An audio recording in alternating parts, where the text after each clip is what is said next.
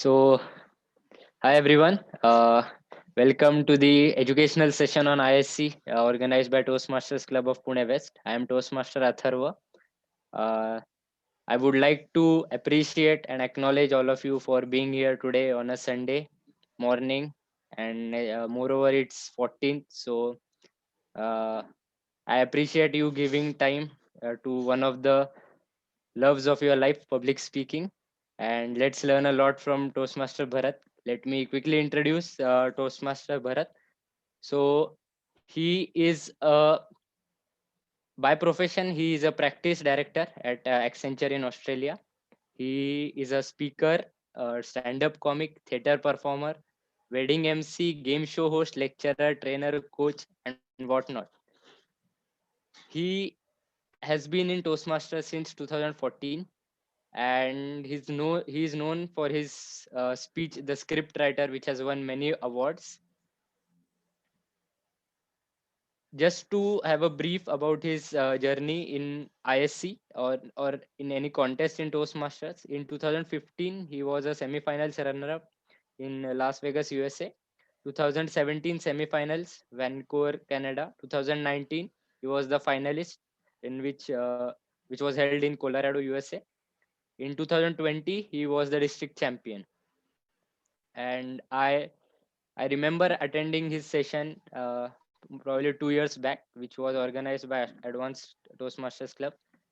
And I was like, he regave the speech, which the script writer, and I really loved it. And so when I thought of arranging a session, the only name that came to my mind was Bharat's, because that time we had like met, and many of our members have met Bharat. So Swarangi, if you could just remind, you could just screen share and show some Oh, of the. you have some video clipping from that. Oh, we have a photo of the club's member with you. So if you can remember, you had like the Indian Yeah, yeah, attire on. yeah. I was thinking of wearing it today, but I thought nah, it might be overkill. Right. And It was a so beautiful moment. I also recall that you you said, so these are our club members. We had a photo with you Which one last. is you, Atharva? Is it the one with Yeah. This the one big next to hair. me? All right, looking very sharp. Yeah, And so I remember you saying that you, in your younger days, you did some radio jockey kind of attempt, and you did mimicry of some called like of Rajkumar, if I'm not wrong. that's right. You got good memory. Yes, yeah. So he's a voice artist too. And so without wasting any more time, let's dive. Like, let me hand it over to Bharat to conduct the session. Let's dive into the session. Over to you, Toastmaster Bharat. Thank you, President Atharva. And look, this is a very, very intimate kind of a setting. There are about what 8, 10, 14 people. Oh, that's pretty cool. 14 people on 14th of Feb. Happy Valentine's Day. Pretty spooky. And like Atharva mentioned, Pune's got really good fond memories. I was speaking in Pune, I think this time last year, Jan 2020. Uh, I was happened to be in Pune on I was happened to be in India, and I was speaking to Mukta, and she said, "Why don't you come to Pune and tell us about the international speech contest and give us a bit of an educational, a longer version of it?" Which so Atharva, when he mentioned, "Can you do a similar thing?" I said, "All right, you can play the video, or I can do a live one." And I appreciate some people were not there. So how many of you were actually there in the Pune session out of 14 people? I can't see everyone in the gallery view. I think because I've done the spotlight now. Just put in the chat box. Okay. Or how many of you are listening to this session for the second time? Just put 2 in there. So I know, is this a repeat for everyone, or is it only the first time? If it's first time, just put 1 in the chat box.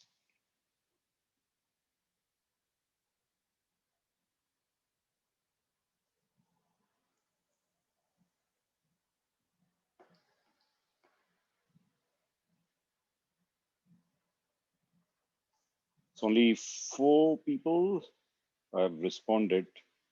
So how do I get a sense, Atharva? Okay, there's more. No, no. Just a minute. I had not kept the setting of everyone who Right, right. messaging. So I've just changed it so everyone can message now.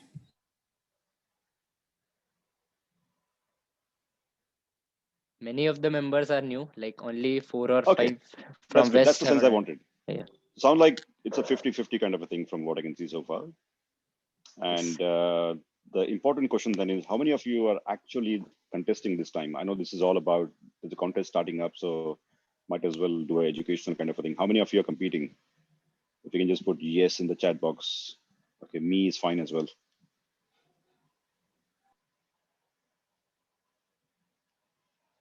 Who is Jim? We have someone called Jim. Looks like everyone's competing, or at least 6 people. So those of you who are not contesting, why are you in this session? I'm curious. So I'll make sure I connect with you as well.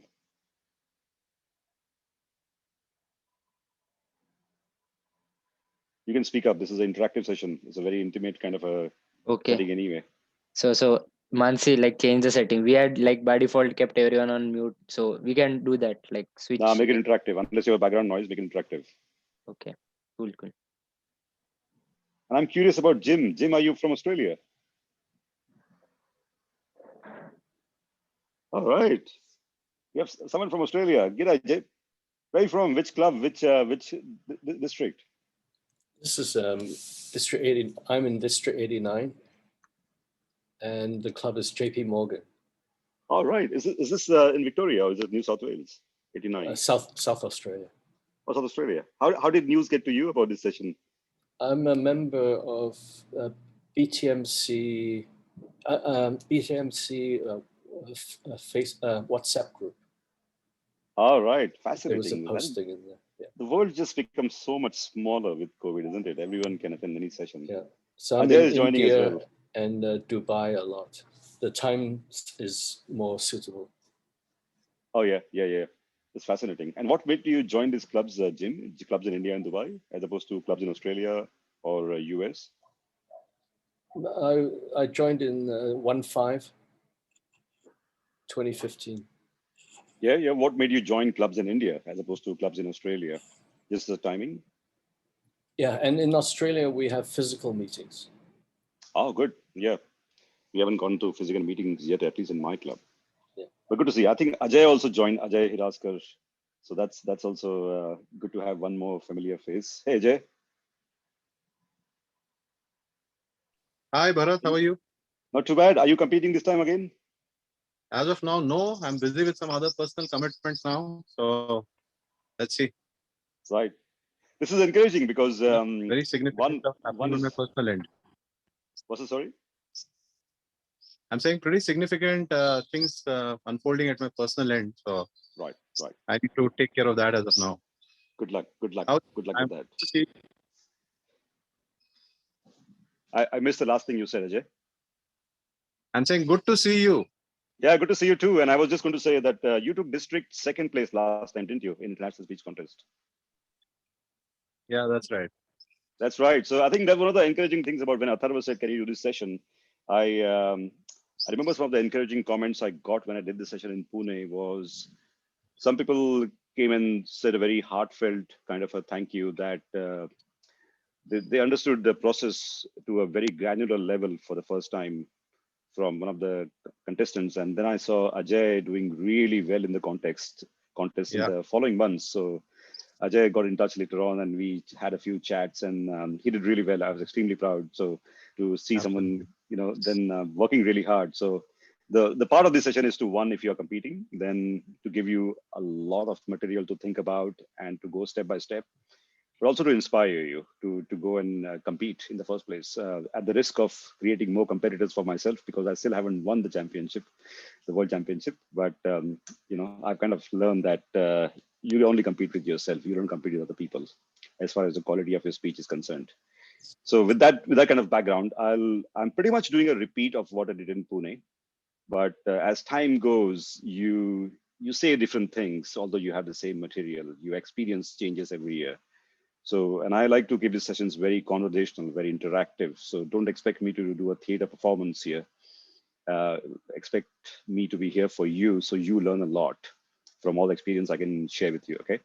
I'm also trying out a very different format this time with the Zoom. I'm not a big fan of PowerPoints, but I have to do it for work. And I realized, hey, why not? I had used a deck in Pune. Let me use same deck, but try it in a different format. The session in Pune was called Topic to Trophy. Mukta wanted a very long session from how do you go from selecting a topic to winning a trophy. So I had put the kind of content together, and I'm going to reuse the content slightly repurposed. So let me share my screen, and feel free to jump in anytime in this whole session, or we have kept a dedicated half an hour at the end to ask questions. So don't hesitate, right? So let me start sharing my screen, and bear with me if it doesn't work as it's intended. Jim, are you competing this time while I'm loading it up? Yes, All three right. contests: evaluation, table topics, and international speech. Very cool, very cool. So you must have done your international, you must have done the area by now, isn't it? No, this coming Saturday. Oh, cool. Yeah. So I've done my club and area. Now I've got a division contest in March. And of course, I'm competing. I'm always competing. Okay. So let me start. I always like to give people a bit of a background. So can you see this okay in this format I intend to show you? Let me go, and this should be my background while you see me. Okay, you can see my video here. Right, let's try that. Have you guys used this Zoom feature before? Yes. Okay, this is my first time. I'm very smitten by this view, which I tried earlier this afternoon when I was looking at this deck, that I can actually be in the slides and make it a lot more stage-like as opposed to doing a slideshow and then you won't see me. So I'm going to try and speak like this throughout this entire slide deck, which I've repurposed, so you get a feel of me speaking right in the center of you. Thing. All right. So first thing first, what I learned from international speech contests in particular, which I've then carried over to everything else I do, every form of speaking we do, is there's only one reason why you stand up on stage, and that is to achieve these three things: that you have to engage. You have to engage the audience, you have to entertain them, and you have to inspire them. Unless you're doing stand-up comedy, when the focus is only about making people laugh, every time you speak in any sort of presentation at work or a contest or any a workshop, you must engage, you must entertain, you must inspire, right? That's what makes you an effective public speaker. And I've been working through this format in the online format, and I realized nothing has changed on that aspect. The only thing changes is how do you entertain? What do you have to do to entertain? Right? So that's my motto of speaking, really. Now, this is the kind of background which Atharva gave you about the stuff I do. I do a lot of educations and keynotes on these topics: storytelling, public speaking, business storytelling, creative speechcraft. The whole session around contest within yourself. The one I gave you a brief about that, why I don't worry about the competition so much. A champion's journey. What does it take to be in a championship? The presentation dynamics, which is a whole topic in itself, and effective communication, right? And the reason I'm telling you this, because I will actually touch upon these things when we go through the session. But the stuff you see in the bottom there is the different stuff I do. You'll be surprised to know that a lot of that happened after I started competing in international speech contest. I wasn't a lecturer, trainer, coach before. The only thing I'd done before had been on stage as a part of a theater act, or playing music on stage, playing the flute, singing, those kind of stuff. Everything else purely came because I was competing in the international speech contest. So I'm trying to give you a bit of a reason there to compete, because it does take you places. And this is one of those proofs of where it took me. I'm a regular stand-up comic at the Melbourne International Comedy Festival and the Raw Comedy, and Wedding MC just came on, game show host just came on after that, and whatnot, right? And this is a bit of a lecture format, what I'm doing today with you guys. Not so much of a training and coaching, but we'll do a workshop. Now, this stuff is what Atharva was talking about. And if you see, it started with the World Championship of Public Speaking Contest journey after I joined. I joined Toastmasters 2014, became the club president like Atharva in 3 months' time. And I had to get everyone in my club to sign up for contests. I was encouraging them to join the contest. As a part of that, leading from the front. I threw my hat in the ring and I was competing. At the time, I didn't know that I didn't have a speech. I had done 3 speeches by the time. I didn't even qualify to get in the international speech contest. But then to qualify, I did 3 more speeches rapidly in the next 2 meetings and qualified.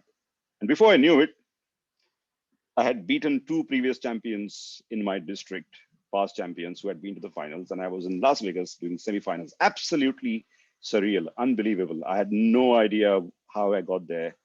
But I know for a fact that I had got very heavy mentoring and coaching from 2 of my club mentors. And I learned as fast as I could. So I could go to Las Vegas. I really wanted to go to Las Vegas. That's one of the reasons. I'd been to Las Vegas once. And so motivations are different when you are doing it for the first time, right? So my motivation was to go to Las Vegas. When I lost the first place in semifinals, that's when it hit me. I was so hurt. I was so disappointed that I did not win the semifinals and get to finals. And that's when I realized how much passionate I had become about the international speech contest. And since then, I realized that I had a process, but I also had to understand the method to the madness. How do you come up with speech topics every year? That's the biggest challenge. How do you come up with a winning speech every year after year? If you had to, and that's what the World Championship sometimes is. Some people just get lucky and win in the first year. Like, Craig Valentine in 1999 won in Toastmasters, won all the way through, right? We had Ed Tate who had joined Toastmasters 2 years, he won all the way through, right? Another of my favorite champions from New Zealand, Brett Rutledge, he just joined Toastmasters in 3 years, he became the world champion, right? In the first 2 years, he did not even get close to getting to division contest. And then, so I had to understand that. So that became me, right? I was competing every year, I'm still competing. And I keep winning every alternate year. I seem to be in semifinals every alternate year. I don't know why. We'll figure out. Last year, I won district again, international juniors, but did not get to regionals.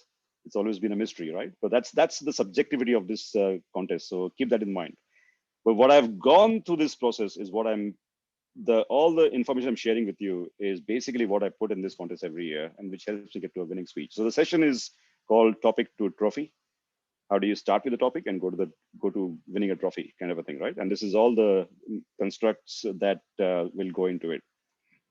So in Atharva's message in the WhatsApp, which I saw, he mentioned, I will take you to a session which talks about how do you create a perfect speech. Now that's a very interesting kind of a concept, a perfect speech. And he mentioned, I'll teach you about creating a perfect speech. So I have to give you a little bit of a story to talk about that one particular aspect, perfect speech. And this is the context that 2019, I was at this convention, Denver, Colorado. I was the finalist, top 6. So now the playing field has gone from 10 to 6. Now you're the cream of cream kind of a thing, right? Everyone in this contest believed they were going to win the world championship because there were only 6 of us. We had a very good chance, 1 in 6 chance of winning. So was I. I had a speech which I thought was a perfect speech in Atharva's word. This is where the perfectness also becomes in the picture. So this is a backstage kind of a picture. I'll get myself out. You'll see the 6 contestants here. This is a photo we had taken after we had done the draw. And as you know, how many of you have competed before? I know Ajay has. Anyone else who's competed before in the speech contest? Yeah, Atharva, anyone else? I see hands. Jim has competed before. Puneet, I can see nodding heads, and I'm assuming half of people have competed before, right? So in the speech contest, one of the things important is a draw, right? And a lot of the perfect speech seems to hang around your fate of where do you get your order in the draw. So I was a firm believer that I needed to be the last speaker to make an impact with my speech, because I'd seen people winning from the last spot, like Mohammad Khatani, last speaker, right? Or 7, 8, 9, the last 3 or 4 speakers. Makes the leaves a lot of, so I had a lot of belief. The draw happened, and turns out I was the first speaker out of the 6. And I was competing with Kwong, who's a multiple times finalist, Aaron Beverly, who had been a 2nd place winner. So I was already competing with 2 great speakers coming 5 and 6 on that day as per the draw. And I was speaker number 1. So I was totally disappointed. My speech is not going to have an impact. And then something happened. The person who was doing the draw, she looked at the hat from which everyone had drawn the papers, and she said, "Uh-oh." I said, what happened? She said, "Well, there's one more paper left here. Should not have been. There should have only been 6, but looks like you all have drawn. There's one more." He said, "So what?" You know, most people said, "Oh, it doesn't matter. We're still done a draw. It's still sequential." She said, "No, as per the rules that I have, we have to do a redraw." "What do you mean we have to do a redraw?" "Just sequence it." She said, "No." She's very, very strict. Erica was super, super strict. And we did a redraw. The redraw happened. Aaron Beverly, who was speaker number 6 in that order, became speaker number 2. Kwong, who was speaker number 5, became speaker number 1. And I, who was speaker number 1, I got a speaker number 6 slot. And that was the moment when I thought, that's it, I won this championship. Because I had a speech about saving lives, about giving, about organ donation, the big, noble kind of a goal to do in life. And that speech had gone through a stage where everyone had challenged it.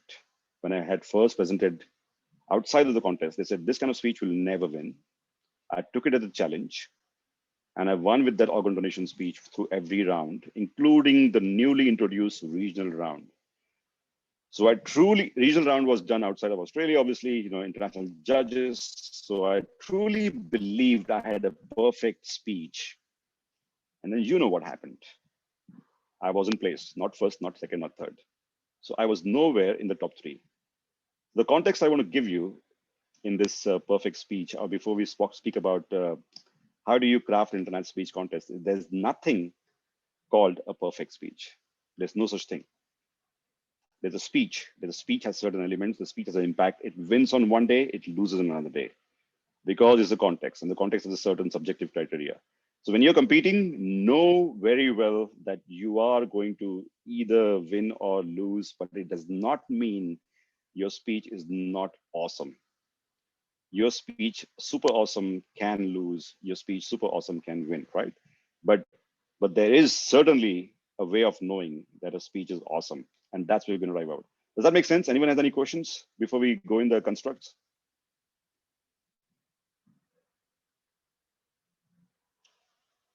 All right, it's a very quiet crowd, so I'm assuming it's all going well. All right, this is my biggest thing about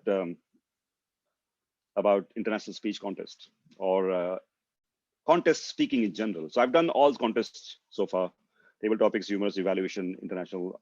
At the club level, I always win all 4. By the time I go to district, I drop out of 2 because I want to focus only on 2. By the time I get to division, I'm only doing international and humorous. By the time I go to district, I only stay international. I drop out of humorous, right? But I do seem to win between international and humorous every time. But I lose in table topics and evaluation because I speak a lot. I have a lot of words. I pack in a lot of content. So table topics and evaluation, I run out of time, or I'm not effective enough. International and humorous, I work really hard to make it concise and sharp and sweet and impactful, right? So to me, that's what effective contest speaking is. Contest speaking restricts you to 7.5 minutes, which means it limits you in what you have to say. It means there's a crafting required to how you can say what you have to say. I'm speaking to you for 90 minutes today. How do I cram that in 7 minutes, right? So to me, that's the key thing in effective contest speaking. And that is, it's nothing but effective communication without a Q&A session. So to be very, very clear, what I mean there is we are going to have a session today where I'm communicating certain ideas to you about what does it take to win an international speech contest? How do you craft international speech contest speech? You will understand some things and some you won't, but you will have a Q&A at the end where you will give me the opportunity to explain myself so you understand. And then we'll have an effective communication of some sorts where you'll go ahead and say, yep, I got it. And I'll say, yep, I achieved effective communication. Contest speaking is doing the same thing in 7.5 minutes. No Q&A. No one can make you clarify. So you got to be effective in what you're saying in a way that everyone is on board. Does that make sense? That's my analytical brain when I looked at it. So to give you some background, I think I mentioned that it's in Pune. I'm an engineer. I am engineer by degree, and which I did for many years, very analytical. So I'm very heavy on left brain, but my right brain is very EQ focused. So I analyze the speech contest from a perspective of what makes it effective, right? And that's what I'm sharing with you today. So effective communication is what we want to talk about first before talking of the speech contest. So can someone tell me, and everyone can tell me, what makes communication effective?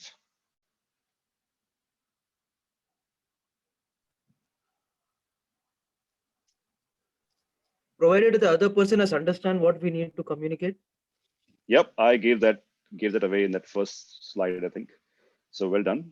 So This one other element is person, understand. Another element is how does what you communicated, right? What is the takeaway message that the audience got out of? yep. So one, they have to understand the whole topic. Second, they have to have a clear takeaway message. Speaking concisely and to the point. Yep, speaking concisely. To me, that falls in the bucket of understanding, right? If you're saying too many words and too many jargons and too many things, and people might not understand everything. So speaking concisely falls in the understand bucket. Sure. Anyone else? Probably explain in terms of like it will fall under understanding, but if you give analogies like make the other person better understand a Yep. relatively new topic. Yep. So it's still about understanding. Anything beyond understanding, what makes it effective? The timing is equally important. This is Yep. Manu here.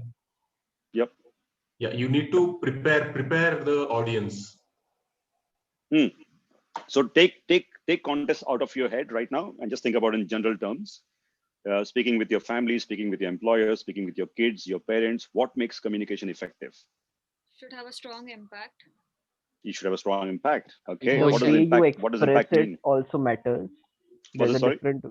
The way you express is also matters. That Yeah, how you say it, how you say it. yes. Yep. How you say it matters. If there is an emotion involved in the context, like Yeah. then What's in it for them?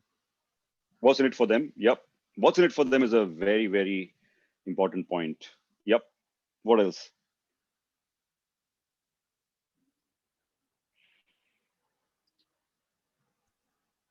So if I'm talking about let's say the president of the United States, and I have a strong view about Donald Trump should be the president for the next 4 years, what will happen in this crowd?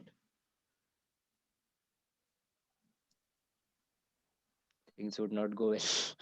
You'll What do you you'll mean? ask you why. They won't be receptive to your speech. Exactly right. They'll ask your opinions about why you have such a strong opinion, and they'll ask you the reasons for the same. So if there was no Q&A involved, come back to that topic. If I give you entire speech about why Donald Trump is should be the president, will I achieve my objective, you think?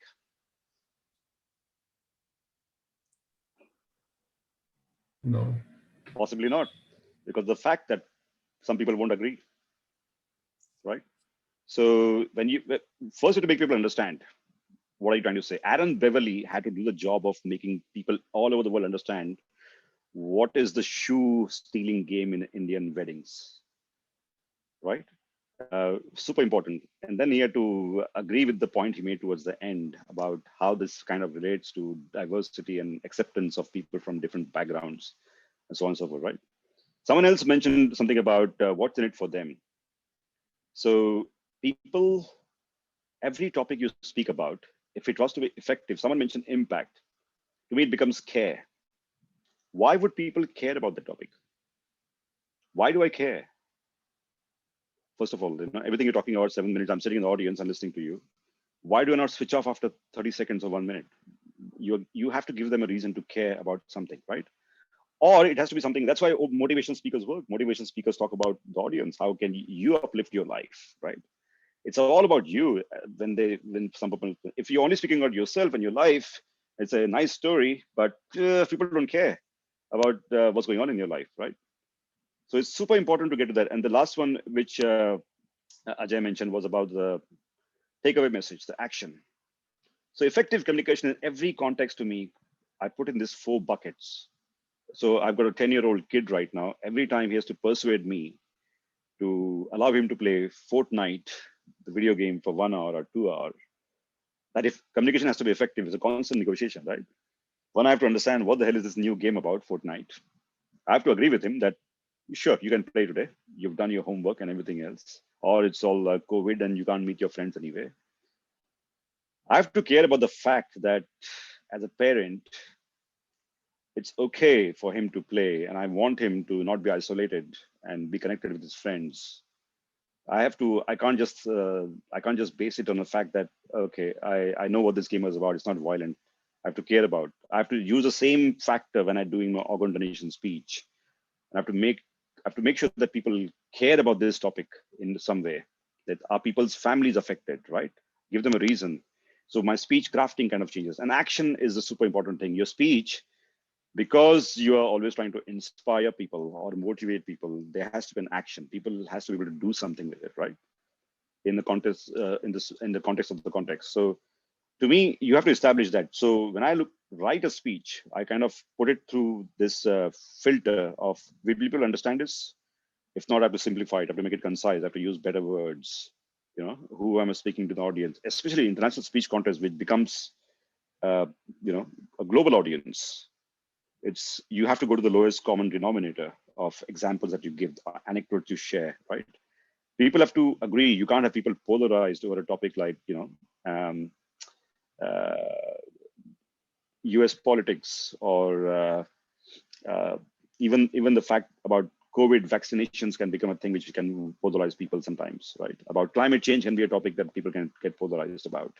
So you have to find topics where people agree on the basic concept. You give them a reason to care after that. So they will then have an emotional connection.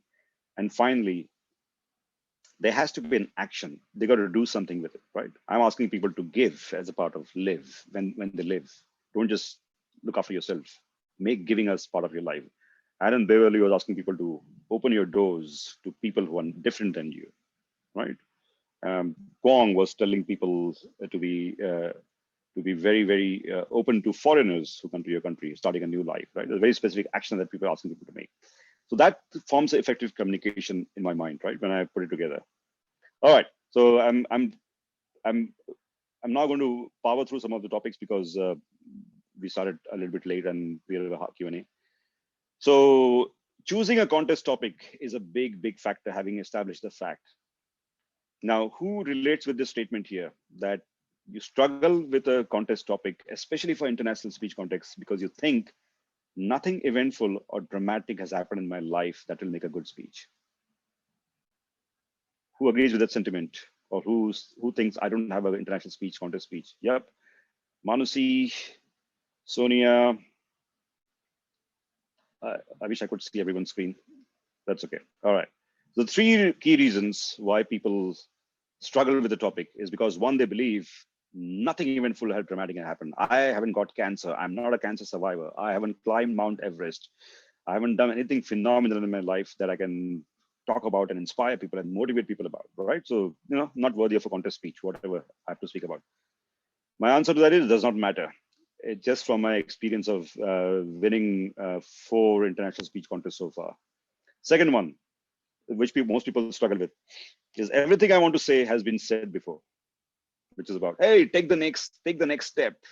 You know, don't give up, keep trying hard. Other kind of topics that people usually come up with, and they think I have the same message that has been said before, right? So everything I want to say has been said before. So I don't have anything to put in there. Once again, I've debated that a lot of my topics are something which has been said before. I just say it differently. Sonia, I'm reading your mind. Thank you. So please giving me that feedback so I know this is connecting to you, right? Otherwise, I can quickly go through. And the last one, as I found very interesting, especially people who are die-hard competitors and they listen to all sorts of people like me and people who are the world champions, and then they have done a phenomenal job of putting content out there. But the common thing that I see, which I don't personally agree with, is this: start with a message. People fret about this. People who are serial competitors, they always stress a lot about starting with a message, that I need a message, and then look at your life and what is that one message that you want to give from your life. People take that very seriously. And then people do that. They have a message, but then they have to find a speech to fit to that message. That's the dilemma in my mind always. How do you take a message and put a speech on it, right? When I looked at when I was writing my first speech in my 2014, my message was something my father had told me from since I was a child. There's a big poster on the wall, just like I have the paintings in my house now, and it says, "Be bold in what you stand for." That was a big life lesson in all of my growing up life. And I remember that message. That's the one message, but I just could not find a speech for it. Because every time I had to think of examples of where I was bold in what I stand for, I couldn't find one. In fact, I got beaten up in school twice because I stood up for something that I believed in, right? So I was being bold, but it did not really help me. So it didn't work. To me, it's like having a horse and you have to find a horseshoe, but you're walking in a farm and you found a horseshoe, and now you have to find a horse to fit that horseshoe on. It doesn't work that way, right? So that's one of the reasons why people struggle starting with a message. So how do you choose a contest topic? Let's talk about this. Very simple. My mantra has always been this. Talk about my first speech, the script writer was about how my life has panned out so far. What happened in my life? Everything that happened that got me where I am today. That was my topic. Ajay last year also spoke about his business ventures and everything he learned from there. That was basically what he talked about. Talk about what you're currently going through. That's something I have done every year after that. My first year was this. Second, after that is all about what I'm currently going through. Everything that happened in the last 6 months is basically what I spoke about mostly, right? So it's now this forces you to sit on your computer, open your MS Word document or Evernote or whatever you write in. Just think about what comes to my mind as the things that happened in the last 6 months, which are memorable. So if you read my Facebook post, you'll see I share stuff that happens with my family and whatnot. They become my speech topics. What's memorable, I end up writing on Facebook or somewhere, and then somehow it becomes a speech topic because a lot of people say that's a good speech topic, or I personally feel very passionate about it, right? Anything that gets you excited, anything that gets impacted you. To me, my organ donation speech had a massive impact on me. It went through a personal life tragedy where my father-in-law could not donate his organs. We had to make the decision, and we could not make the decision for him. All that stuff left a big impact, and I had to do a speech about it. But I passionately felt about the topic, right? It's very simple as that. So don't think about, even if it's repeated by many people, it does not matter because it's not what you say. It's how you say it, as someone rightly said. It's really about how you say it. And the fact that it's been said before and people have heard it before is the fact that it's a very common theme that people relate to it. You are just trying to bring it to life with your own personal experiences, which will help you deliver it with passion, right? So I hope that settles the thing about topic. How do you come up with the speech topic? And we'll tackle it in the Q&A because I do have to get to the content. All right, so now let's go to the crafting part. You got a topic now from your entire life story, put it in 7.5 minutes, or what happened in the last 6 months, or what are you currently going through. What you're currently going through doesn't have to be something which you have found an answer for. It just has to be something that you're currently going through, the challenges you're facing. So my second winning speech in Vancouver, when I went to Vancouver and I did not place there, was I was going through jobs. That's it. I was getting totally frustrated with the kind of career progression I was going through. And it wasn't making sense to me that why I'm not progressing in my career. Then I had to package it differently, but that's really what it was. I was going through a frustrating life. I did not even have time to write a speech. So I just wrote about that, right? Also, once you get the topic sorted with that kind of a thing, you start writing. And if you find yourself writing for 1 hour nonstop, you feel passionately about it. That's my mantra. If I can't write after 15 minutes, that's not your topic. Simple as that, right? So don't forget, writing is the foundation for speaking. Writing is where speeches come from. They don't come from speaking. So you got to write it down, whatever your thoughts are, in whatever fashion, and you'll know whether it's coming in a flow or not, right? But this is where things become interesting. When you craft a winning speech, when you write, what we don't realize is we all write for the mind and the ears, right? If I was doing a podcast now, I'll get your attention to the words, to what I'm saying. Or if I send you an article, I will read it for you to, I will write it in a fashion that you can go and read it again and read it again and you'll understand it. I can write complex stuff when I'm writing down, because then you can read it again. You can Google some of the words I mean. But when you speak to the heart. You don't use the exact same words that you do in writing. Speaking to the heart is a lot simpler than what people think it is. Speaking to the heart, people think I have to create a lot of emotion and whatnot. It's not. Speaking to the heart is about having a conversation. Just like the way you speak to people in a pub, or to your friends over a chai or a samosa, or you're talking to your family over a dinner table, right? It's how you have a conversational, your own conversational style is how you change when you take your writing and convert into a speech. That's what connects. What connects is your natural speaking style.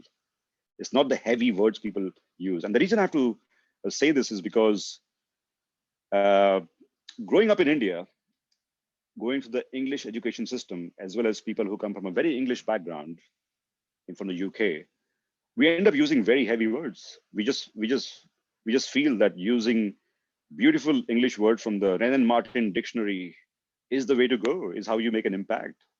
We think we have to be Shashi Tharoors. People don't understand Shashi Tharoor. He makes a good speech in the parliament on the World Forum. Everyone else has to Google what he's saying, right? So that's the public speaking is all about how simple you can convey to people what you have to say in simple words, right? So speak to the heart. And this is where speech contests come into picture, present to the eyes, your presentation dynamics, how you using props and everything else, and how you use the stage is presenting to the eyes, how do you bring it to life, right? So remember that, write it down, but change your entire writing when you're converting it to speaking. And how do you bring it to life is about bringing it for the eyes.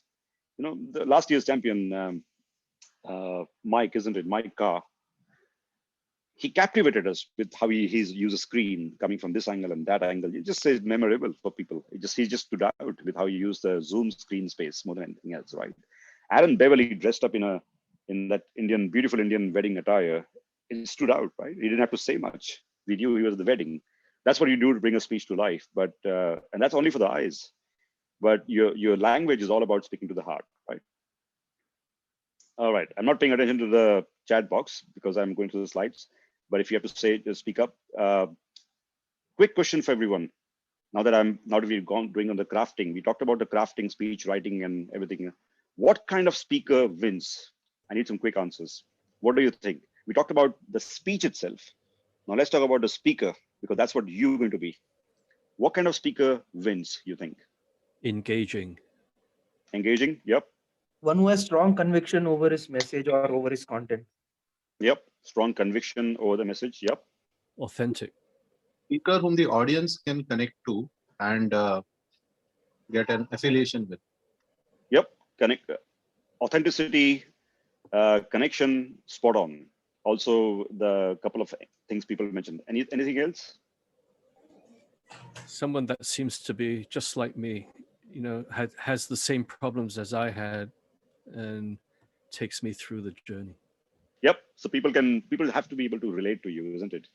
You can't be speaking from a high pedestal. If you're Tony Robbins, someone had told me when I lost in Vancouver, one of my contestants from India, who was Saveen, who when he won, and we had a night out having lots of drinks and whatnot after he won, and I lost in semis, and we were talking about why the hell did I lose this contest, right? And why the hell did all three of you who won with the kind of speeches that I saw?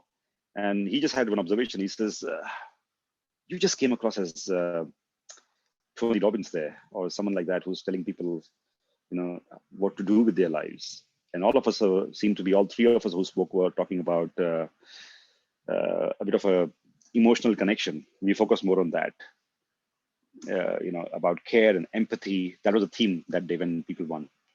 But I came across someone who was like, do something with your life. Come on, kind of a thing, right? It just did not work in that crowd. It worked in Australia. It did not work there. There's also a reason why I came across that way, which is another story altogether. But it was a very important insight to me that, unless you are coming from a place of authority, People don't see you as the authority they should be listening to, right? So to Jim's point, you do have to come to a purpose that people can relate to in the first place. So my answers to all those things were absolutely what you mentioned, right? You have to connect. You connect from a place of authenticity, and we'll dive in the connectivity. You have to engage. You have to be an engaging speaker. So if you're a new contestant this year who hasn't contested before, once you've done your writing and everything, you have to focus on how do I become an engaging speaker, right? Some people engage with humor, like Mohammad Khatani, humor is his thing. Some people who can absolutely make you cry, they focus on the emotional angle, but everyone has a different engaging style, right? So focus on what's your engaging style. You don't have to force yourself into anyone else's engaging style. If you're not a stand-up comic, you can't be focusing on doing the stand-up comic kind of humor. It just falls flat. One who entertains. Unfortunately, the international speech contest has those elements. The only person who had done things differently last year was the person who got second place this year. This is the first time I've seen someone who did not focus on entertaining. She only focused on speaking on a very important topic about race, right? The whole race factor was very topical in the US. And she did an entire speech without a single line of humor, right? So the rules change every year on who can win. But in general, you will find people who entertain, who engage, connect, and people who inspire in some form. Uh, and who presents a perspective in a memorable way. So what the person who won second last year in 2020, she definitely inspired, she definitely connected, she definitely engaged with the use of props that she had on the topic of racism. She said one thing, but the play card she was holding said the exact opposite thing, which was very memorable way of putting a perspective, right? So to me, it's about how do I present the perspective in a memorable way? Because it's all the same perspective people have. So when I did my organ donation speech, my perspective was about life is a lot like camping, going on a camping trip. We all arrive, we stay for a few days, and we leave. So I was doing an analogy between camping and life. That was my way of making the whole speech memorable, bringing that kind of a lens. Before I spoke about, if it's just a camping trip, if you're here for a certain amount of time, we're all going to leave. Then what happens in this camping trip? People really look after each other. And that example I gave here, and then I tried to bring that thing to life with organ donation, right? We got to look after each other in terms of giving as well, right? So it's just a perspective you bring, which is the uniqueness that stands out, right? But you got to try, you have to try and tick all these boxes generally to make it, to make yourself stand out in a winning speech. All right, this is, I summarize that whole thing into these two things. Bring me to the table. Meaningful content, engaging delivery, right?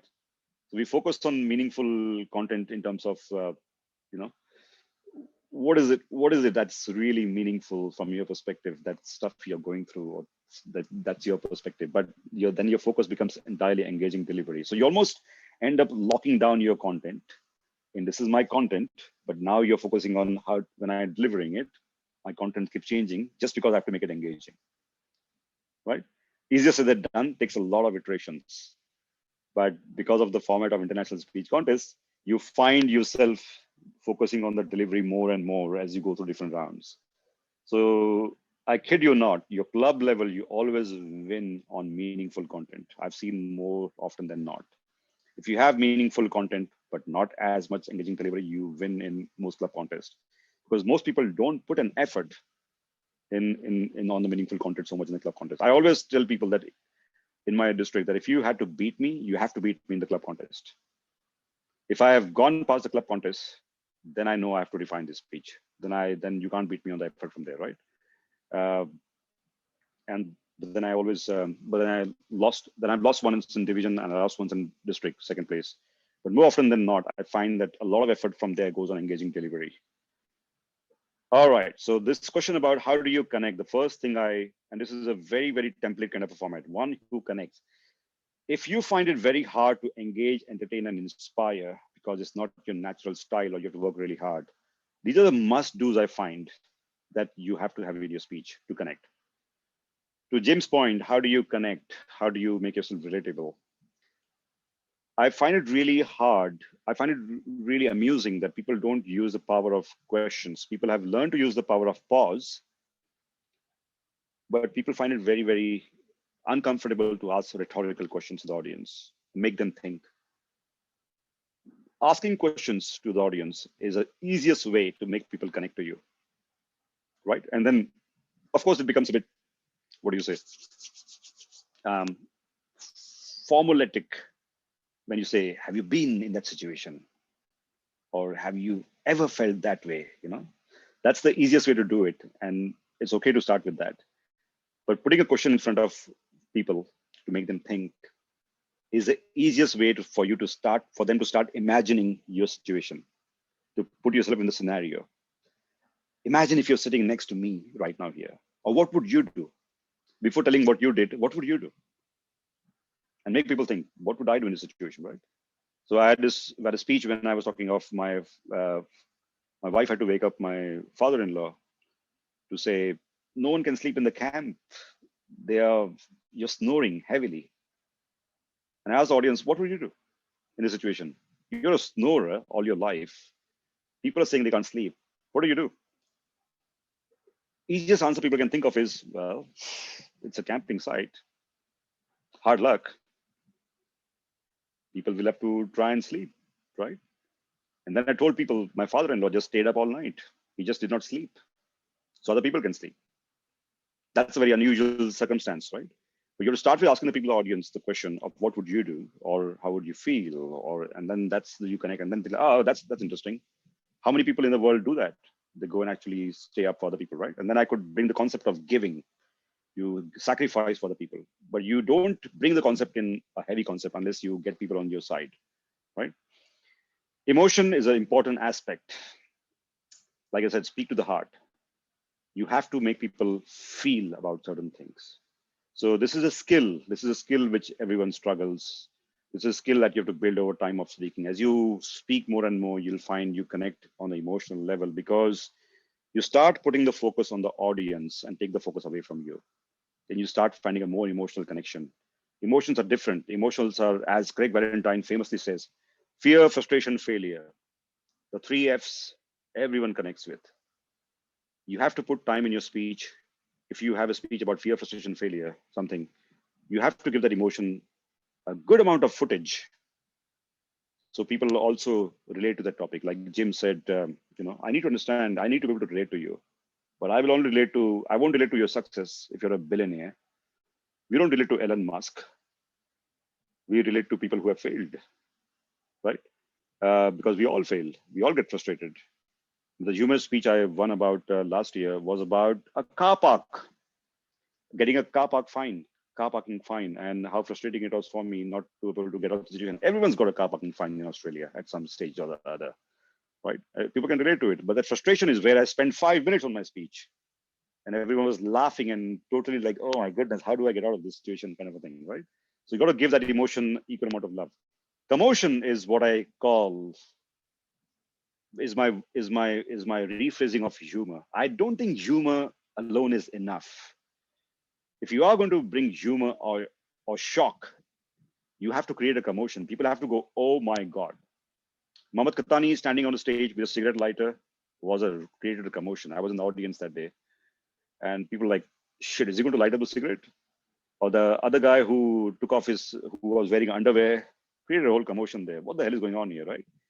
So that just becomes in the first 30 seconds, Darren LaCroix falling on the stage, all those histrionics you do, creates a commotion. It's more than humor. It's not just a chuckle or a laugh. You got to achieve. So it reads very good, question, emotion, commotion. But I think you got to try and achieve that in some form if you're going to stand out, right? And of course, tell a story. Everyone knows about storytelling, so I didn't spend a lot of time about it, but I'm going to give you given the time is running out, I'm going to give you quickly about what story is. And of course, I have to, put it in my format. Stories, but I want to people who are new to the speaking contest or people who struggle with storytelling.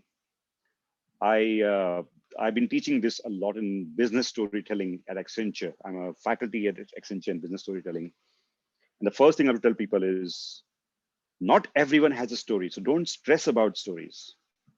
People think of stories and always think of, I need to have a beautiful story, right? A heartwarming story and, all the Romeo Juliets and God knows what, right? The reality of life is no one has a story. Stories have a very beautiful format. That's how Pixar makes movies. That's how great novels are written. People have incidents in their life. Me getting a parking fine is an incident. How I tell that incident is the story. Stories have heroes and villains and situations and characters and dialogues and everything else. That's what makes a story. People have incidents. So if you have an incident, you flesh it out, or you tell simple anecdotes, right? Mohammad Katani had 2 anecdotes in his thing about he as a kid and about the TV thing, and people tell a lot of anecdotes. Or you can do an analogy. I focus on analogy. Life is like a camping trip. Or you tell a story. What in my contest, what Aaron Beverly did was a whole story about going in an Indian wedding and what happened in India. That was a proper story there with a lot of characters and dialogues and tension and all sorts of things, right? Louisa did a story in a speech as well when she came second about the car changing incident, right? But not everyone has a story. You tell anecdotes. Some people are very big on stories. There's no one way of winning the contest. There's no one way of writing a speech. I do multiple things. I tell 3 stories. I tell 1 story. It all depends on what my speech requires, right? And this is the story. This is the way I always find I get out of this way of this. This is I call a Bharat story. You know, my name. I take that as a broke it down. If you are going to tell a story in a contest, these are the elements of a story. Believable. It has to be a believable story. You can't tell a story which is lofty. It has to be heartwarming or humorous. It has to be a story about adversity, something adversity telling. It has to be a relatable story. It can't be a story which only happened to you. Authentic and has to have a takeaway message. All right. Hope that makes sense. And this session is recording, so you can have the slide anyway. All right. So we normally do an exercise in this workshop, but out of time, or we can do it another time. But to recap, and this is the last thing, is I won't take to the slides. I just want you to try and recall everything we just discussed about. It's about effective communication, what you want to achieve in 7.5 minutes in the international speech contest, because international speech contest is the only contest which focuses on universal topics because it goes international. That's why it's called international. So your aim is to achieve a very effective communication where people understand what you're saying. So your English, your writing, your words, your concepts, complexity of complex, they all change into this. Can I understand it? Will everyone understand it? And then will they agree with this? When I analyzed why the hell did I lose my world championship speech, going back to that topic, I figured it out that in Australia, when I was giving that speech, I had a much longer version. 900 words is what that speech was about, the organ donation. And I had given people enough material to understand my situation where we could not donate the organs. Everyone understood why the family could not make a decision.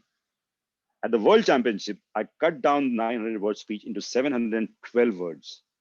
I lost a lot of words, my own expressive self, and people did not understand why did his father-in-law, who was such a giving person in a campsite, did not donate organs? Why did he not take decision for him? That concept was lost on people. I failed on the first part of effective communication, which is making people understand. And since they did not understand, they did not agree. Right? And then the whole caring, everyone cares about organ donation, but I just could not get them on my side of understanding my situation, right? So I failed totally there at the highest level, right?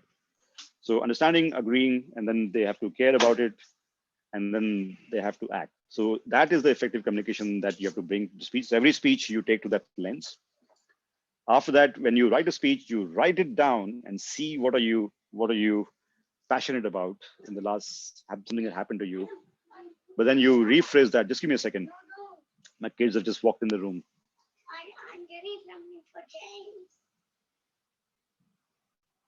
And then you take the writing and change into a conversational style. So you're a public speaker. You're not a writer doing a books reading.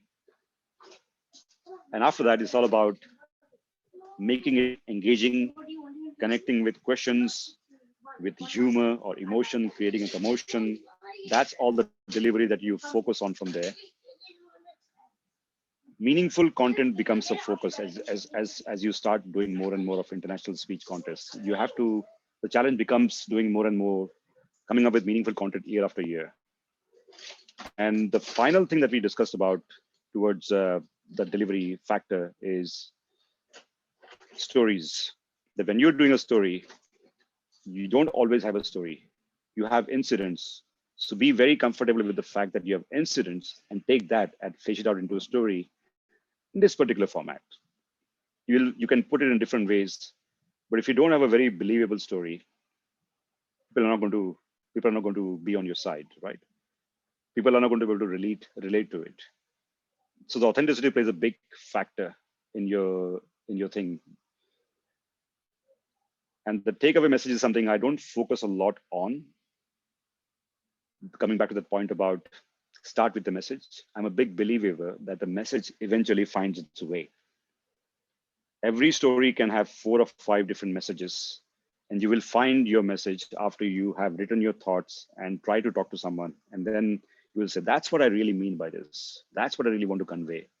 So there's one story I wrote on Facebook recently, if you're on Facebook with me, that about me, my son bringing back his exam answer papers.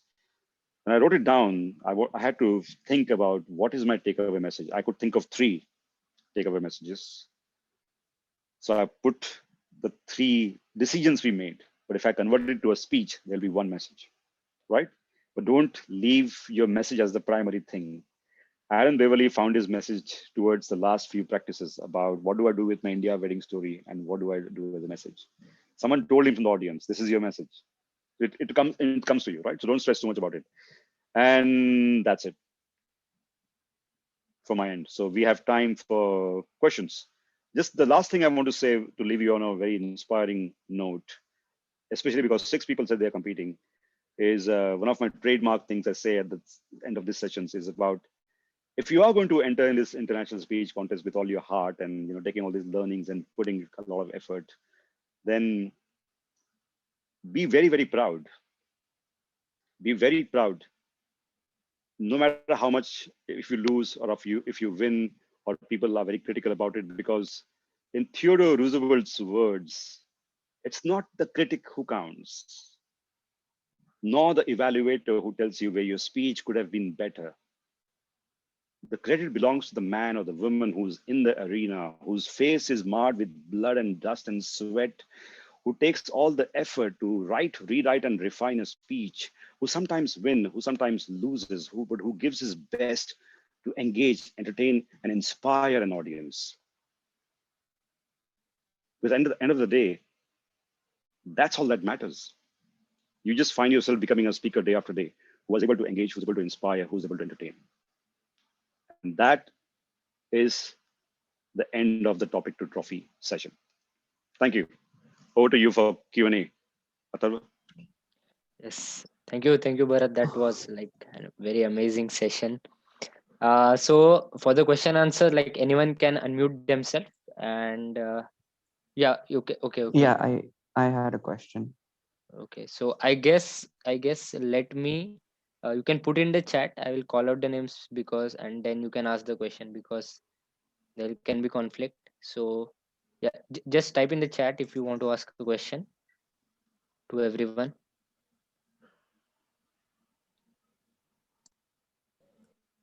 Jim, you can go ahead.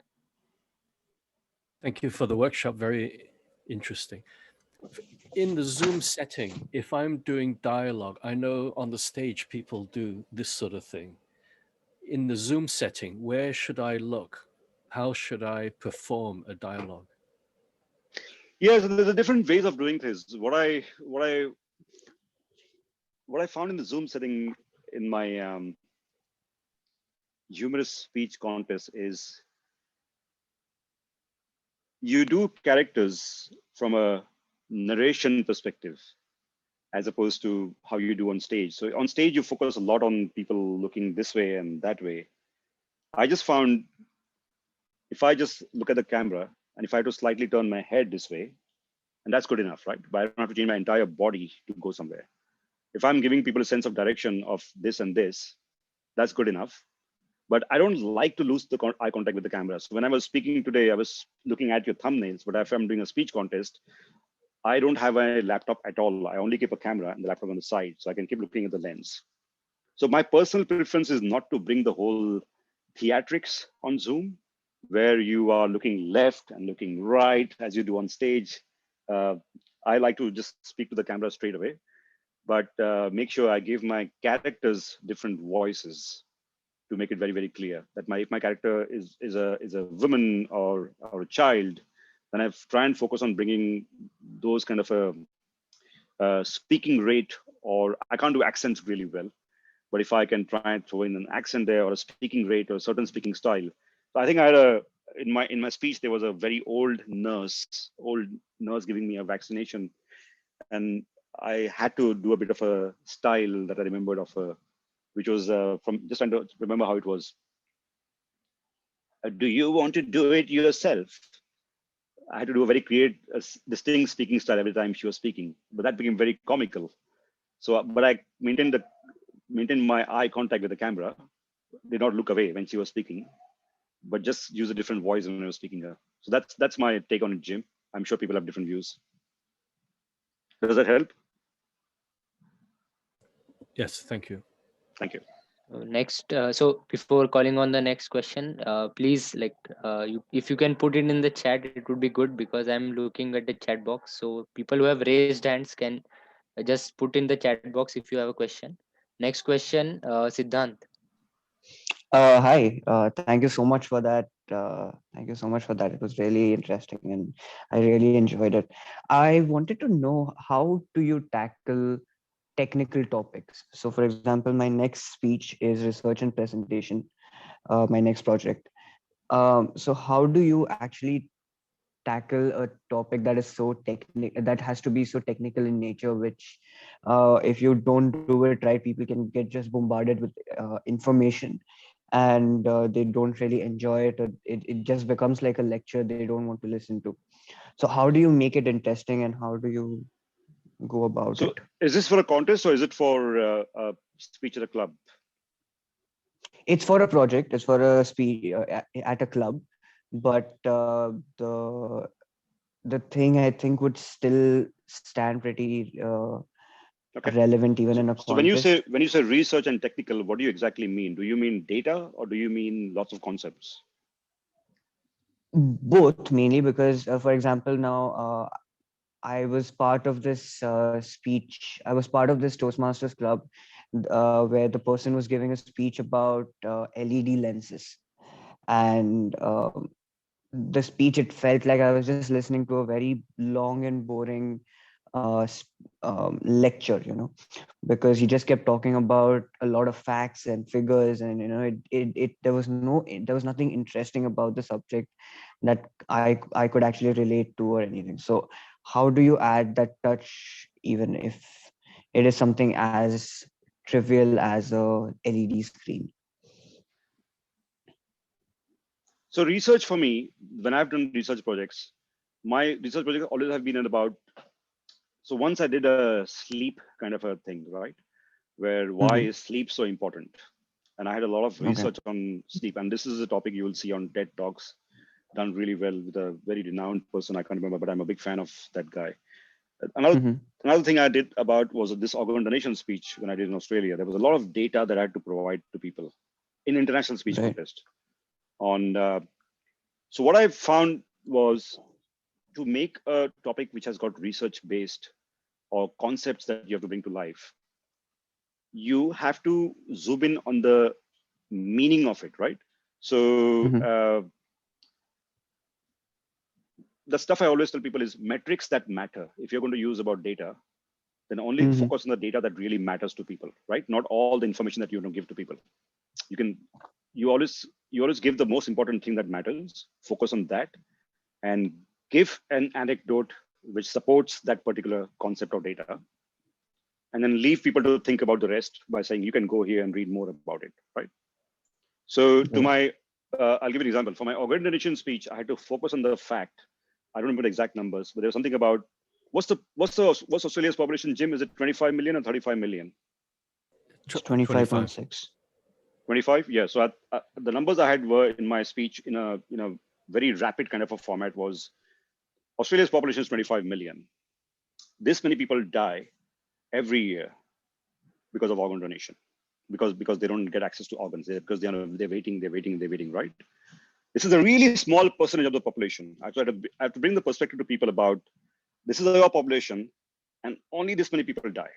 So I have to bring the numbers, but I have to bring to life the concept about it's a very small population, and these people are only waiting because not enough of us have registered to donate our organs. Just because of the fact that we haven't registered on a website somewhere, these people never get it, although we all are eligible. A lot of people are also eligible, right? So I had to get rapid fire a few numbers there, but only very quickly zoom in on the fact from that numbers that this basically means this bunch of people could be you, your loved one, your father, your mother, your child, and whatnot, right? So the metrics support it to an extent from a research perspective, but the connection I derive from there is the emotional connection, that what it means to you, what it means to me, this whole entire concept, right? So any research topic has to be made uh, very personal for people to be able to connect to it, which is where you have to bring the care factor. So if it's LED is the biggest thing, why are you talking about the LED topic? Is it because you're trying to save energy, or is it because it's more efficient? Is it because you're trying to sell LED lights, right? It could be very different reasons, right? So either ways, there's a benefit factor to it or a care factor to it that you have to think about, and make that the focus of your speech if you're giving a speech, not a lecture. You're very right in saying lecture and speeches are very different in what they're trying to achieve. Lecture is all about information. Speeches are not about information. Speeches are about persuasion. Speeches are about inspiring, those kind of things, right? They're not always information, otherwise you'd have an information session. So does that help on how do you what things you focus on from a research perspective, but and how do you make it meaningful? Yeah. So that I was thinking along the same lines also, because after listening to a couple of speeches from different people in clubs that I had attended, it was very evident that most of these speeches ended up in sort of the lecture format where it was just him talking. So I was thinking along the same lines of having some sort of an emotional connect with the technical aspect of it, so that they can relate to it in some sort of a way. So yes, it does really help. Thank you so much. Yeah, I find it really interesting that people confuse speeches with any topic. Speeches are not any topic. There's a reason why you have workshops and you have lectures and you have educationals and you have speeches, right? So speeches have a very interesting kind of objective, and it's very important to know, why am I doing a speech? What is the purpose behind the speech? Or you got to make it very clear. So if you remember at this very start, I said this is going to be a lecture kind of a presentation. I made it very clear to everyone on the call, right? I'm not doing a Right. speech kind of a presentation. So you got to be super clear on your word. If you are doing a lecture kind of presentation, tell people it's going to be a lecture. I'm going to give you a lot of concepts kind of thing, and I require more time. And I want you to, let me give you some information beforehand before I do this lecture, so you're prepared. So preparing your audience is one of the most important things for doing different kind of talks. Speeches is the only place where you don't get to prepare your audience. So you got to focus on a very different purpose of, am I here to persuade, or am I here to inspire? Am I here to make them laugh? As simple as that. Right. Makes sense. Thank you so much. Thank Thank you. you so much. Oh, back to you. Thank you. So the next question is from Toastmaster Prasad. Do you want to ask your question, or should I just read it? Yes, you can read. Okay. So he asked how to improve your voice tone with confidence and crisp tone if you have a mellow one. If you have a mellow tone. Prasad, do you want to ask that question yourself? Yeah, so it's about basically improving in your voice speed also and quality means overall. What do you mean by quality? Uh, like some of my speaker I admire, they have good one while Yeah. giving speak all general speech. So how to achieve? So this is the only part of speaking which has to be tackled with a lot of speakers say vulnerability. Everyone comes to the stage with certain limitations of how they speak and how they present themselves on stage. And you got to tackle it head on. So if I was to give you a context here, Prasad, 2013 is when I first spoke on a stage in front of a live audience. Before that, I had done music and whatnot. It was a conference, work kind of a conference. I had an audience of 70 odd people, and there was an online forum where people had to give feedback. There's only one feedback on there for me, and that was about, I wish the speaker spoke English. Woo. Brutal. I speak good English. I had my English education. And this person did not mean that I did not speak good English. He only meant he did not understand me. I spoke too fast. I spoke too many concepts. I did not have the vocal variety, right? I hadn't joined Toastmasters then. I had never thought of joining Toastmasters. Joined Toastmasters by accident. What I realized was if you are conscious of certain things that you want to improve, you have to then go and practice it day after day after day, or every meeting you can speak to, right? So the only reason I can do different kind of speaking, except for accents, is because I just go and practice them. I would have tried a very fast speaking style and asked people the question, did you still follow me? Or I would have tried a very slow speaking style on the world championship stage, and I failed, did not win the championship, only because I spoke too slow. That's not my natural speaking style. This is my natural speaking style. But if you watch my world champion speech, it was way too slow, right? Only 712 words. So you got to do your vocal, you got to, so I have role models, right? Like just like you have. I have certain comedians I look up to, and I unknowingly try and follow their style. Some things I just can't, some things I can achieve. So, but you do have to very consciously do the pace, projection, pitch kind of a thing that you have to try out. Can I speak faster? Can I project my volume in a big room? Can I take a pause, uncomfortable pause? And it's often not the in your words, it's often not the mellowness that you're talking of. It's never the tone. It's about the variety that you bring to the table in your speaking rate is what engages people. Your tone doesn't matter. It's you have to give a variety of space and slow down, and then you have a bit of a you might have the lows and the highs. If you speak soft sometimes. It's the variety which gets people. That's why we call it vocal variety in Toastmasters. So I think you just have to practice that very, very consciously, right? I do some speeches only because I'm trying vocal variety, nothing else. I don't care about the content. And my audience doesn't even know that's what I'm trying. Okay. And there is any breathing technique for it? Improvement? People say that. I honestly don't give a toss. And some people are very, very good in breathing techniques, and they talk about you have to take a deep breath and fill up the air in your lungs before you speak. And that kind of helps with a voice thing. I just am not the person who does that. So wrong guy to answer that question about breathing techniques. Be very honest. Okay, sure. Thank you. Next question, Toastmaster Ajay. Hey, Bharat, thank you for that wonderful session. I've always learned from you when you did the session in Pune, and then obviously thank you for your support during my last attempt at the international speech contest. I think today's session was wonderful. Even though you covered earlier, I've learned still more right now. I have a question which is relevant to the fact that over the last 1 year, something has suddenly changed in the way that speaking contests are done, and it's all online now. Just like you did in today's session, when you use technology, you use software to be able to use a PPT along with projecting yourself onto the screen. Now the same way, right? Today we have been only used to doing the international speech contest in a stage mode, or just in a Zoom mode when you're talking to a camera. Like that, Mike did a wonderful job. But do you see technology playing a role possibly in the way that ISC and WCPS really happens? Because you could technically do a lot more stuff, right? Which might create that commotion that you spoke about, right? Something really uniquely different, which might do it different. Everybody else is just speaking into a camera. But nothing really prohibits as a rule book is concerned in terms of using software or technology when you create a content or a speech. So what's your thoughts on that? We'd love to hear your thoughts. Good point, right? And the reason I was trying out this today was to see whether I can do it in my international speech contest, to be honest. How effective is it? How much does my hand disappear in the background and all those things to create the right visuals? I was told in one of my speeches in the past that some visuals would have helped. in those kind of speeches because last year I did visuals with props on the online thing, and I had to work with my microphone not to be able to catch that sound. So I had to find settings, but the sound really got people. The instrument I was using, right? This year I did not use any props because people were saying, you need some imagery for what you're saying. The rules are not very clear, so I'm sure people will end up using something.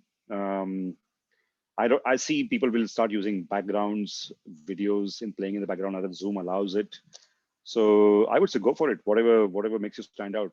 We had a person in the contest, humorous contest area this year, who basically just walked around his room with the camera in his hand, went to the balcony and walked with it. And the rule wasn't clear, so he won that contest. But then from division, they made it very clear that you have to stick to the spot that you're speaking from. So I think it will. I think it will definitely change, but I just don't think it's. I think it's a video production. What's happening now, as opposed to if people start doing that, it's not a speaking. It's not public speaking. I can do a really good video production if I was allowed to, with music and everything. I just don't think it's public speaking. I think public speaking has to be a lot more real with what you can do with your words and your presence, right? But rules are not clear, so I'm sure there'll be a speaker this year who will win just because he used the technology so well. I'm happy to go over time if anyone has questions, but I don't want to put you under. Next question is from Sonia. Hi, Bharat. Hey, Sonia. Great session. I had a lot of inputs. You actually helped answer a lot of questions that I had in mind since last 15 days. So I have been thinking of participating in the ISC from a long time now. And when I sat down to jot down the points on which I think I can speak on, I had a lot of them. The one that I feel I could speak more properly is what is women empowerment, which at least in India is picking up right now, but has not reached that level. But on the other hand, I feel that this topic may not be that effective for the other audience. Women are just a part of the audience. For the other audience, it may not be that effective. So, what is your take on that, or how do we decide? On a topic like this, or should we go for something which is much more generic? Women empowerment. So racism is a topic which is not very, very, Black Lives Matter did not happen in all parts of the world, right? But the lady who won second place in the World Championship this year spoke on the topic, right? So women empowerment actually is a topic which is very commonly known, I would say. So I would say you are overthinking it. What's always important is to provide your story, because that's your basis of why you're talking about this topic. But give it a global appeal on why does it matter globally, right? So that's where some of the question I earlier was about the research factor, right? So if you can support your story and your argument with a couple of examples of the world where this is also an issue, maybe it's only issue in the Asian continent, maybe it's only in the African continent, maybe it's a global issue, but just no one speaks about it, right? You don't know.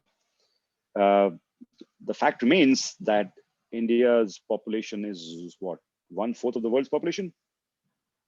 So it's a significant number of women who need to be empowered. Now that context in itself is a beautiful context to bring to the board, right?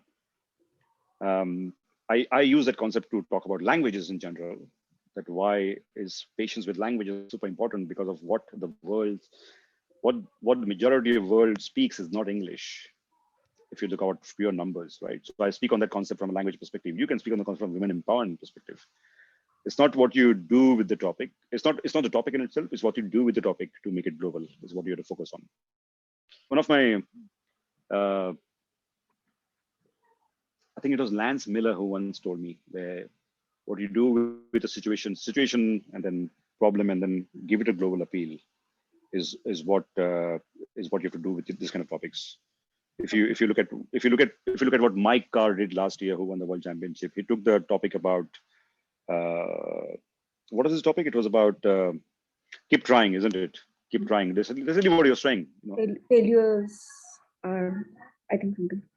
Exactly right. But he took the topic and applied to Toastmasters initiative to go online. You know, what you do with the topic is really what matters. So what you do with the topic is going to be what going to make a difference. So I would really want to say a speech on women empowerment. People have done speeches on domestic violence in the World Championship finals. I've seen that. Domestic violence has been tackled. So I would say it's definitely got a big global appeal. Go for it. I'll see you in the semifinals if I get there. Fingers crossed. So after today's session, you are my target. I Damn want it! to share with you in the semi-final someday. Damn it! See, Not this. that's I'm not something. sure that happens, but yeah, that's my aim. Good luck. I'll see you there. So next question, Toastmaster Dineshwari. Hello. Hi, Hello. sir. It was very helpful session. Really wonderful. Actually, I will apply all these tricks while delivering my next speech. That's the idea. That's the idea that everyone should have be able to apply these tricks. I'm glad it worked. Thank you. So my question is very basic. Like I have recently joined Toastmaster. So the question is, which practices should we have to do in daily basis to add value or develop our public speaking skill? Which practices? What do you mean by which practices? Just trying to be clear. Like what should we do on daily basis to add value or develop our public speaking skill? Right. So how long have you been Toastmasters? How long have you been in a Toastmaster there? She's been Toastmaster for a month. For a month, right? Okay. That's a very simple answer then. So in the first year of Toastmasters, you must speak at every meeting. That's the number one rule, right? You basically have to, it's like flying. When people want to become a pilot, what matters to them most is how many flying hours you have done. That's what gives them a license. To me, everything I became was because how much I spoke in the first 2 years, honestly. In my, people keep asking me, why are you not DTM yet? I said, I think I've done 5 DTMs. I just never recorded those speeches. I just never recorded the manuals and got everyone to sign off. I'm really poor on the admin side of things. But if you count the number of speeches I would have done in my life, it would be more than 5 DTMs, right? So you have to speak at every meeting. And because of COVID, you don't have a limit of how many clubs you can go and visit as a guest. Please speak. And then the next step from there, I would have said, write a lot more. So I focus a lot more on writing now because I don't get enough time to speak, but just speak at every meeting. And you'll see transformation in 3 months, honestly, I would say. 3 months is all it takes for public speaking. Sure, we'll do that. Good luck. Thank you, sir. Thank you so much. No problem. Jim has another question. Go for it, Jim. It's about age appropriateness. Do you think the age of the speaker, some topics just doesn't match? People look at the image on the Zoom and they think, well, not really his type of topic, a mismatch. Example, Jim? Any sort of example that you can talk about? Yeah, so if I'm talking about childhood and I'm, animated and very excited about a red bicycle and I, went for a ride and all that, does that sound funny? Maybe the way of delivery?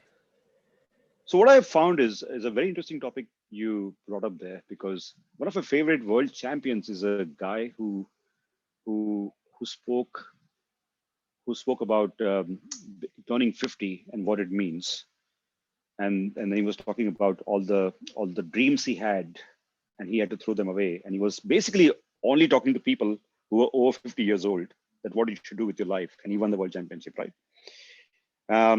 I found it very interesting that you don't have to appeal to everyone. You can only appeal to a certain audience, but how you tackle the topic.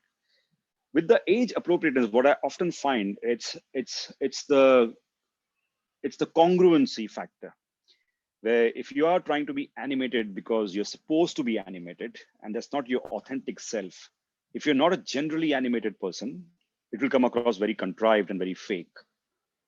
But if you're a person who's generally very animated, it will show off in the first 2 minutes of speaking, and then you can pull it off, right? So that's why we have comedians like who's a Scottish comedian, Billy Connolly. Billy Connolly can get away with all sorts of animation just because that's Billy Connolly, right? Because that's how he generally is. But other people can do a straight-faced kind of a humor, and that's what suits them more. So it really depends on what your natural style is. It's the attempt to act out speaking is where people fail. A lot of people do this animation just because they think they must do it to get points on gestures. And that's where I think the age appropriateness might come into factor. Otherwise, I don't think it matters at all. What age you are and what topic you're trying to handle. There's a famous there's a guy who won entirely 1998 champion, New Zealand champion based guy again, who spoke purely about riding a bike and falling off. Very animated speech. I'm not sure whether you've seen that speech. It's not on YouTube, it's on DVD. It was a purely 6 minutes only about getting on a bike and falling off as a child, just to give you an example. And he was a big, burly man who gave that speech and he won. Very animated. Thank you. Cheers. Puneet, Toastmaster Puneet, do you have a question? Yes, thank you so much, Bharat, once again for a fantabulous session.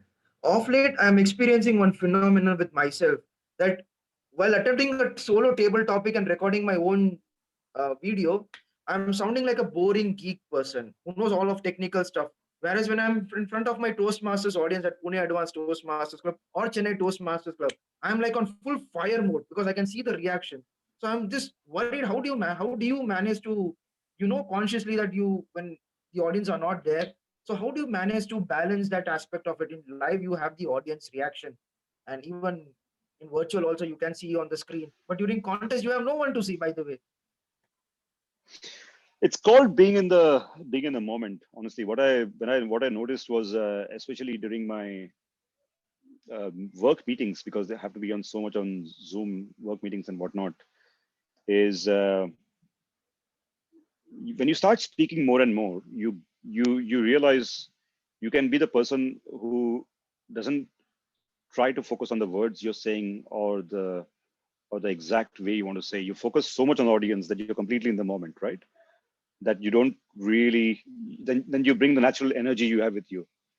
So what you're talking about is about basically creating energy on video. How do you create a lot of energy on video the way you would do normally in front of people?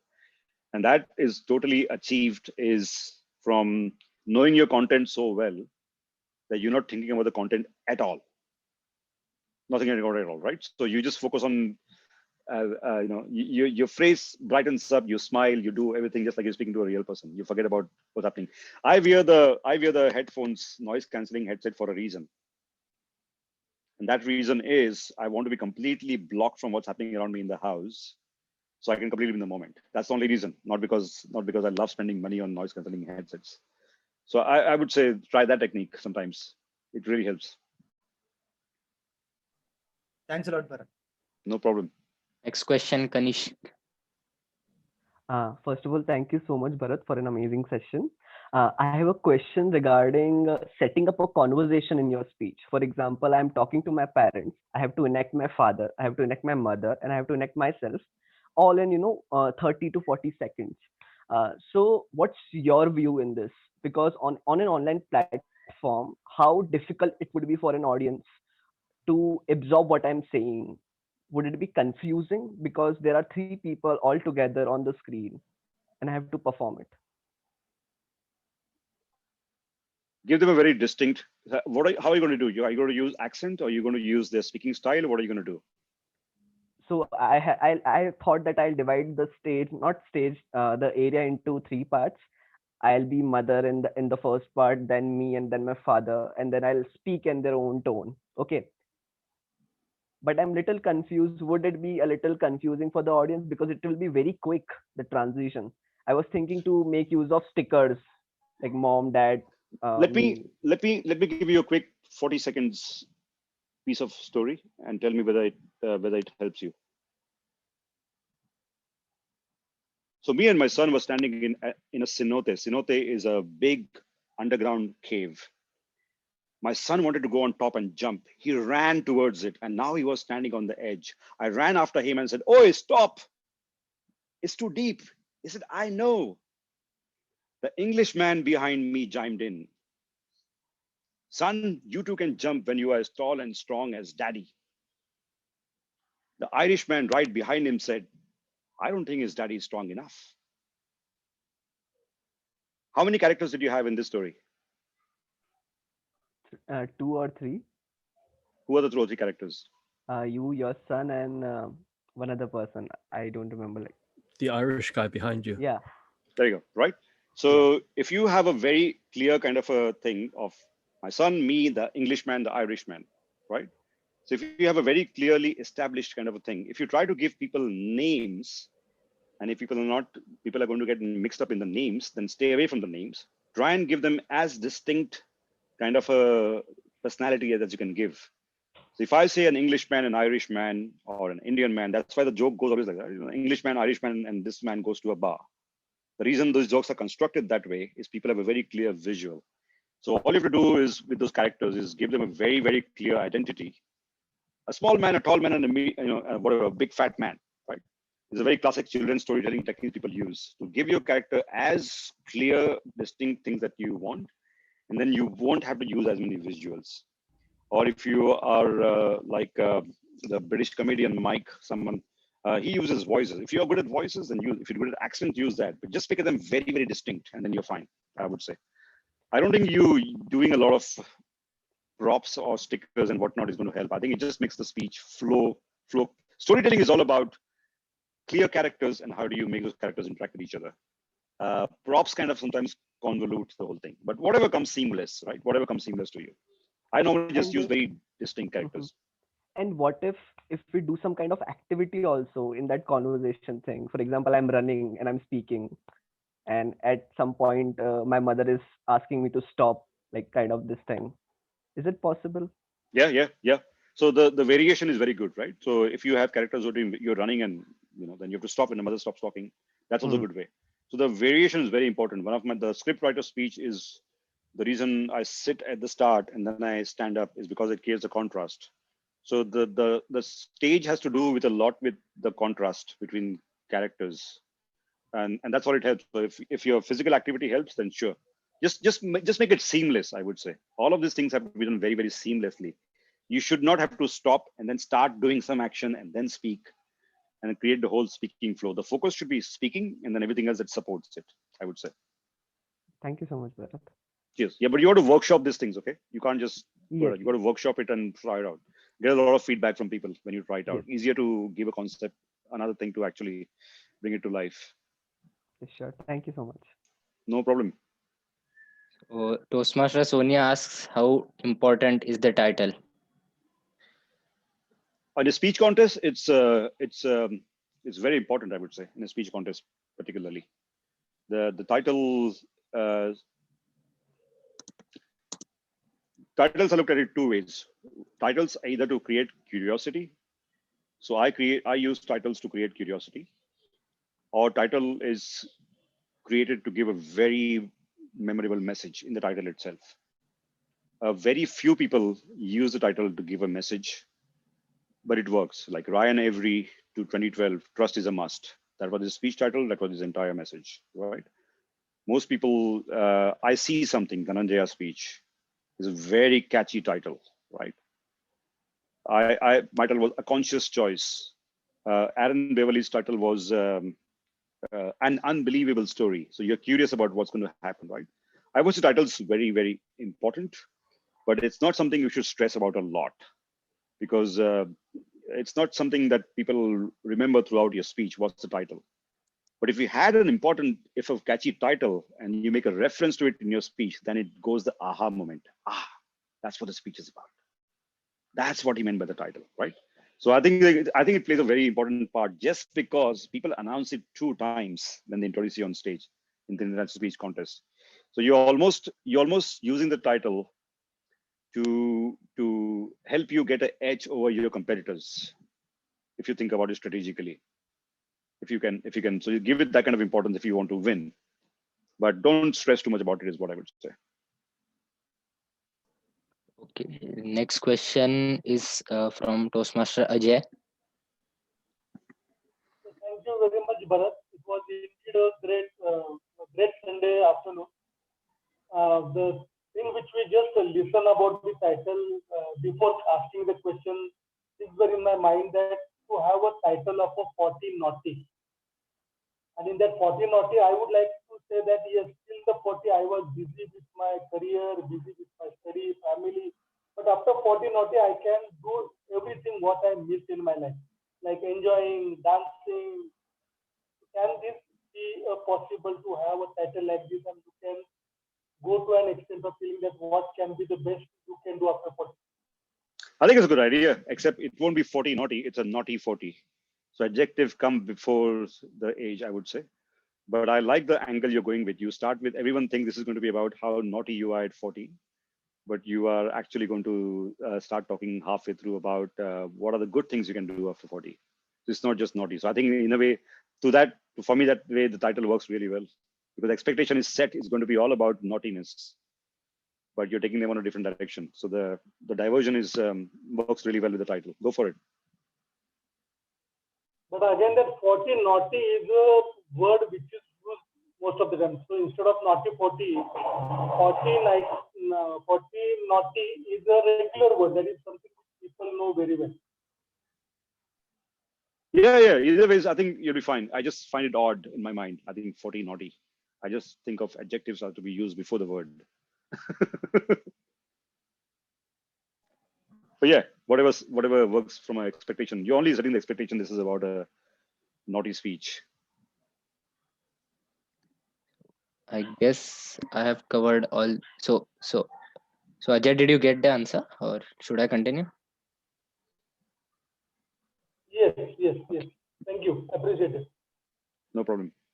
I guess I've covered all the questions. If not, like we can collect and mail it to Bharat. He can answer. One last question I had from my side was, you mentioned, and like a very important point that stuck to me is write the speech for the ears.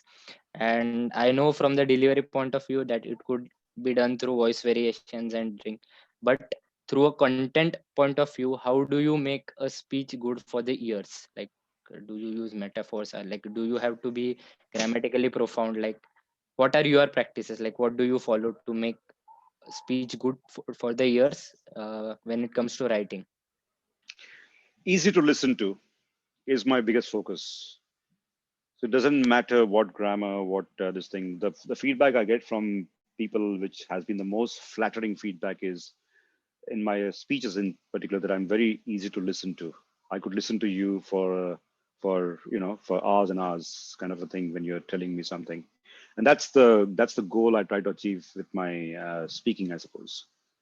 That I don't really care about heavy words, and I focus on good articulation, beautiful articulation. I focus on using alliteration. Gripping glorious great tale. That was very consciously done in my speech, in my script writer. Wouldn't you want it to be a gripping glorious great tale? The uses of G's. So I try to use the beautiful English constructs, but not using very, very heavy words, right? So I want to make it very, very, what do you say, very rhyming and very rhythmic kind of a thing. But again, I love music, right? So I try to bring that experience of rhyme kind of thing in speaking. So I just want a easy to listen to person, really, more than it's too much. Right. Yep. So thank you, Bharat, for answering all the questions. I hope all of you have learned many things from this session. And sorry to interrupt you, Atharva. Yes. Just that when you mentioned right now using alliteration, and so when I write a speech, I have observed that when I start writing it, any kind of grammar or any kind of good sounding sentences come to my mind, but they always are in the passage. So, but when I'm writing a story, it always starts with, I was doing this, then the teacher came in, then the student started talking. So it's always like, it doesn't sound like a literature kind of a story. It sounds like a sequence of events, stating sequence of events. So not really getting the balance between narrating a story and getting that skill in. Yeah. I think the answer to that one is only about trying out different things, right? There's no right or wrong, but storytelling does require events to be told in a certain way.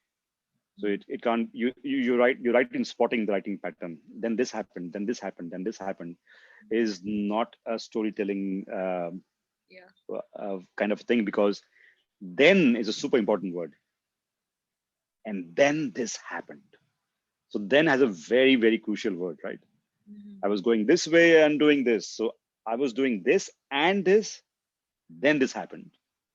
So those things are super important in storytelling in particular. If you have too many then it's not a significant then. Let's put it that way, right? So try and find one then is what I would say. It makes the writing very good. So, but good spotted, very well spotted. These are the small things that you have to notice in your writing and know that you're losing your effectiveness because of that. Yeah. Okay. Yeah. Thank you so much. No problem. Looks like we're Okay. done. Yes. So thank you, Bharat, for like giving your time and educating us all regarding the ISC. I hope that we implement many of these things in our speeches and try to make an awesome speech, as you said, not a perfect one, but an awesome one. And if you probably include a lot of Bharat stuff, you can send him the video and like ask him to like give to you his comments. And let's like I today like the whole theme where we interacted. So it wasn't like a speech, as Bharat said, it was like a lecture and a fun lecture where like the people at the receiving end get to interact a lot. So I hope everyone learned, and thank you everyone for being here. I will now officially close this meeting in about 5 minutes. So if you want to stay for chit chat, you can, but I'll close the